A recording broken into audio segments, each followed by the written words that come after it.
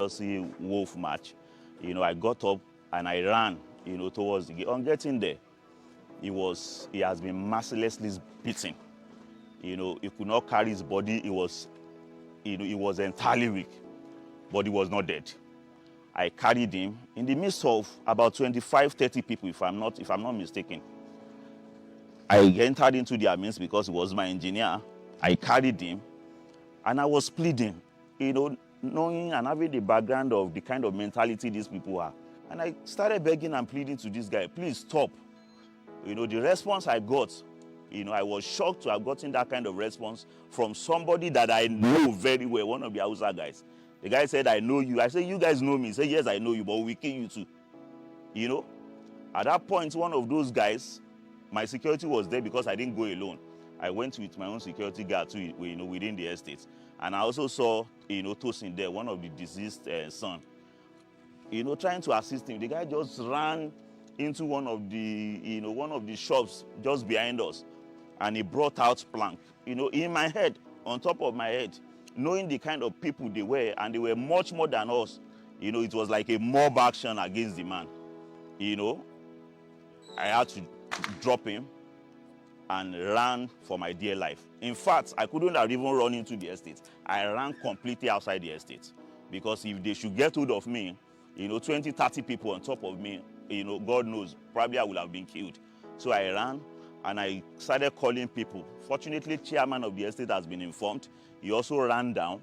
So when I saw him, I gained a little bit more of confidence, and we approached again for the second time. So we assisted, we tried as much as we could at that point. He was not still dead at that second time, but he was entirely weak. We are trying to stop a vehicle and move him and rush him down to the hospital. These guys insisted vehemently that they are not going to allow us to move. If you try anything, they are going to deal with every one of us. I was in my house when I got a distress call around 6:12. And when I received a call from one Okada boy named Rabiu that there is a fight at our estate main gate, that they are beating one engineer. Some Hausa group are beating one engineer. On getting there, I met the guy already on the ground. They are pouring water on him. He has been mercilessly beaten before I got there. Unfortunately, chairman ran back to his house to go and bring his car. By the time chairman, brought his car, I don't know, but he wasn't responsive any longer. So when they heard Yamutu, when they started saying Yamutu, when they discovered that probably the guy must have passed on, some of them took off. At that point, we have few people left. You understand? The people on ground at that point, they started, coming closer, and they apprehended one of the guy. In fact, it was the guy that claimed that the man stole his bike, that invited all those guys that we apprehended. They brought him down. Amela took one, and one other guy that was also arrested in the, at the point of that scene. So I've used my car to take him to General Hospital Igondo. On getting there at emergency point, we call up a doctor on duty, and he confirmed him inside the vehicle that he's dead on arrival, that they cannot accept him again.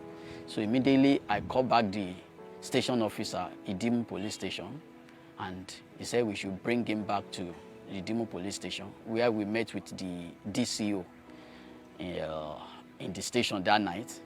So the police officer there arranged the police team. They followed us to the scene of incident that night. At the point, the estate boys too, they were able to accost one of the Hausa guy. That one was held down, was taken to Idimu Police Station with the deceased body. So at Idimu Police Station, later in the night too, another one of the team was also arrested by the estate guys, because they too have already come out to start fighting. But as the chairman of the estate, I intercede and I make him understand that this is a police case. Nobody should attack anybody, so that it will not degenerate to ethnic fight. We had a call from those he's working with in this place at Iyanodo that I think they are fighting my dad at the gate of the estate. We were mad, so one of his workers that was around, he rushed down with my younger brother, Shegun. I was at home with my younger ones. So when they reached there, that's when they called me that they've beaten my dad to death. I couldn't believe it. It was like a story to me. I did not even believe at all. So I got to rush down to this place, but I was told I would be taken to Idimu police station. On getting there, I saw him lying down lifelessly. So that is when I asked Mr. Williams that why is it that they did not rush him to the hospital, but they said they did, but it was confirmed dead at the hospital. And I asked what was the case, because I don't understand what have really happened. And I said it was accused by some Hausa's men that he stole a bike. When I heard it, I was totally mad, as in it's an insult to him. It's an insult to him. How can they accuse someone, like even men looking at him, you can't even believe that. You that have never met him before, they should tell you that it's that person that stole the bike. You won't believe. He's a very quiet man and kind, as he's not a troublesome person, to be precise. I do follow him to his work anytime he has projects.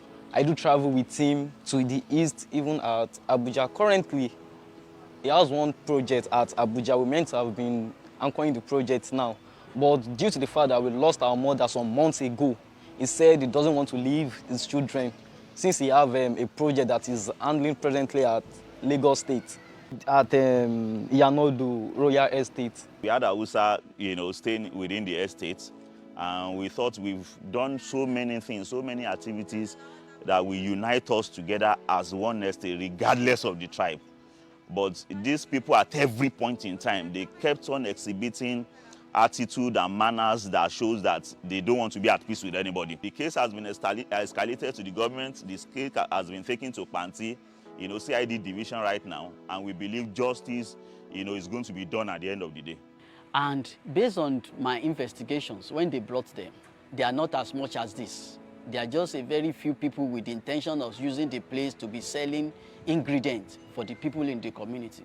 But what they turned the place to now is butcher, where we have the beggars, the druggers, series of people are there now. There are many, more than 500 people living there.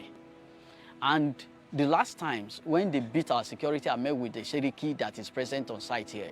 He said the fashion days are more than 5, that he cannot control them anymore. Now they have killed person. They have killed, and we are not sure that they will still not come back to us and be killing our people. Our people are afraid.